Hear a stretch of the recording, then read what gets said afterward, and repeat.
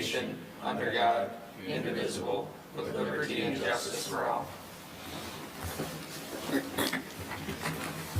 Good evening. I'll have the clerk please call the roll. Supervisor Fountain? Here. Clerk Trofew? Here. Treasurer Horning? Here. Trustee Lubetzky? Here. Trustee McMullen? Here. Trustee O'Connell? Absent. Trustee Petrucci? Here. Thank you. Item number 4 is approval of our agenda. So moved. Second. Motion by Trustee Petrucci, support by Treasurer Horning. Any discussion? Being none, all those in favor say aye. Aye. Those opposed, nay. Motion carries. Nobody here this evening for call to the public. We'll move on to item number 6, which is approval of our consent agenda. So moved. Support. Motion by Clerk Schofield, support by Trustee Petrucci. Any discussion? Being none, all those in favor say aye. Aye. Those opposed, nay. Motion carries. We have one pending in new business tonight. We have approval of a bond attorney engagement letter. And I believe I'm going to turn this over to Mike Luce, our manager. Thank you, Supervisor Fountain. What we have in front of you this evening is a engagement letter from Dickinson Wright for starting the bond process for Heartland Township in looking at water bonding. I will let Susan, our finance director, go through this a little bit with you, but this is the first step in the process of looking to bond for the township. So, Susan. Yeah, sure. So this is somewhat of a new thing. We don't, normally, we don't go out and do RFPs for bond counsel. In the past, we, as all of you know, we've issued lots of bonds and we've had various municipal advisors. Stephen with MFCI has been our advisor for quite some time now, but we've had Stoddard Barch and PFM.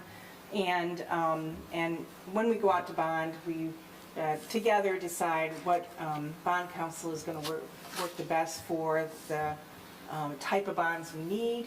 And we've used a variety of bond counsel, from Foster Swift to Dykema Gossett, Micah Myers. All this will sound familiar to Kathy and Bill, and Clark Hill. And so this round, I'm recommending Dickinson Wright. And normally they don't, it's kind of a new thing. They want us to sign off and say, yes, we're engaging them to walk us through this bond process. They don't get paid unless we actually take out bonds. So there's a whole bond, payment schedule based on the proceeds of the bonds that we receive. So that's sort of it in a nutshell. And are there any questions?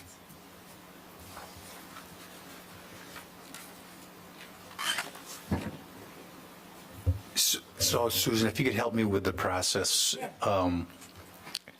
All of those are familiar and they're probably all do good work. Right. Is there a fee associated that's different between those when for the work that's putting the stuff together and that type of thing? Yeah, so it's what we pay them is pretty much based on the dollar amount of the proceeds that we get on the bonds. So it's not like one is cheaper than another in terms of the fees that we paid.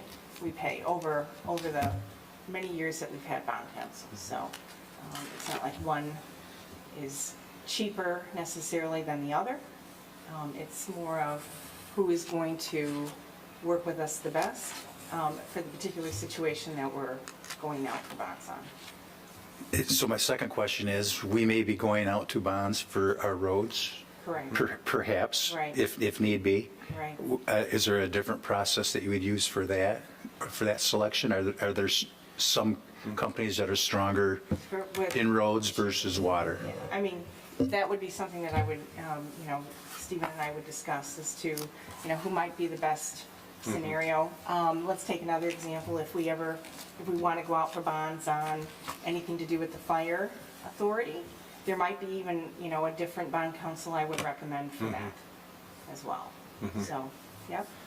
Yeah, it's not, you try not to stay with one bond counsel for all. Right.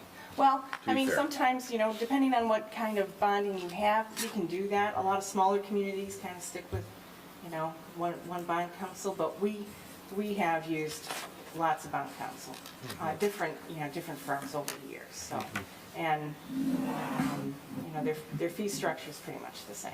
It's like, what is their strength, is what I look to. Who is, you know, been great to work with. I mean, most of them, you know, have been. Some of them more responsive than others. I'm not going to name any, right? Because,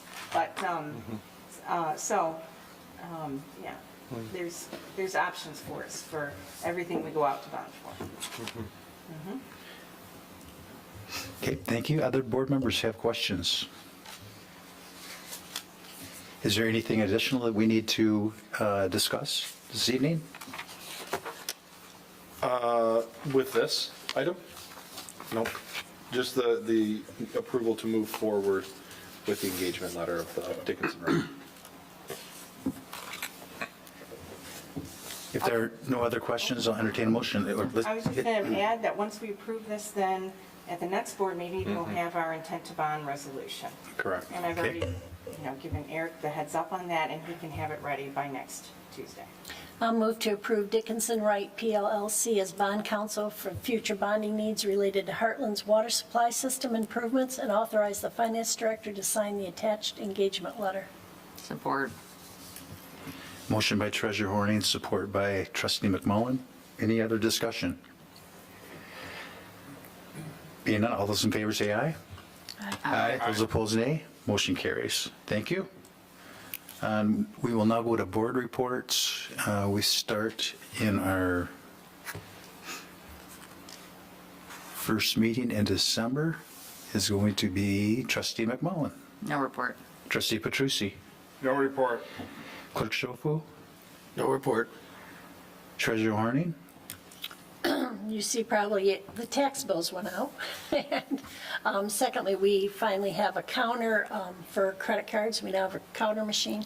Still not a wonderful process, but we're working through it, and I'm actually looking into maybe possibly some other easier ones, but right now, we do have one at the counter now. That's it. Thank you. Trustee Lubeski. No report. I have nothing here this evening. We will take a brief recess. In our work session this evening, we're going to be going over the 2025 water rate discussion and manager's report. If I may, really quick, Yeah. Supervisor Fountain.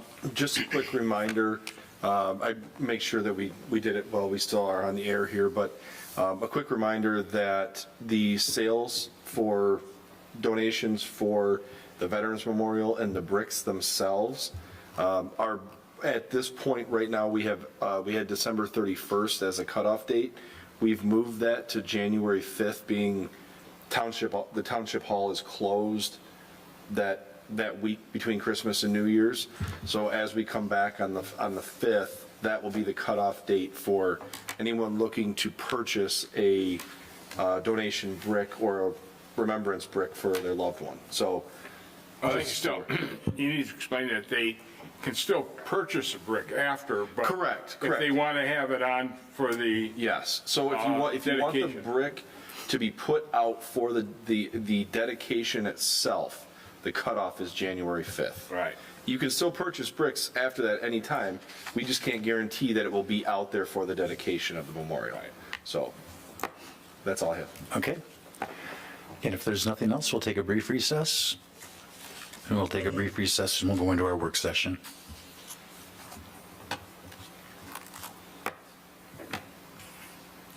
Good night. Okay. Oh, perfect.